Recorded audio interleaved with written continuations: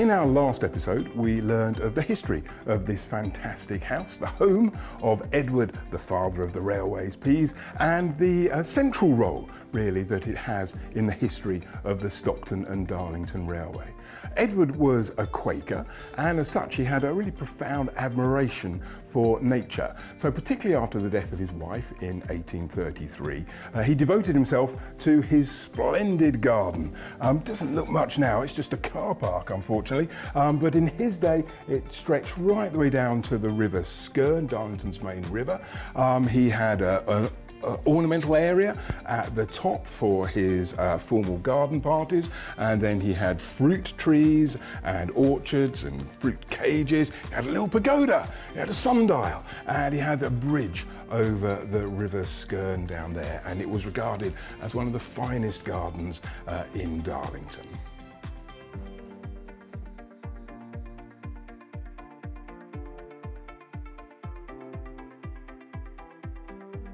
I'm now at the bottom of Edward Pease's cherished garden. It ran all the way down from Northgate there, down to the River Skerne down the bottom there.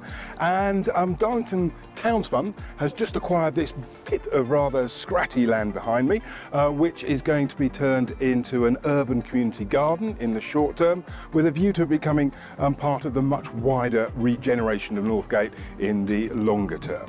And as if by magic down here, I am joined by Angela Howie, who is the chair of the Darlington Towns Fund board. Good afternoon. Good afternoon. So what is the Towns Fund, Angela? Yes, well, back in September 2019, 100 places, including Darlington, were invited by the government to put forward a Towns Fund proposal. And the amazing news is Darlington was one of the first towns to actually put their proposal and actually be successful. And they were awarded £23.3 million. Brilliant. The key piece really is when you think of Northgate, it's been, a forgotten part of the town. And when you look at Northgate, it's a key gateway into the town as well.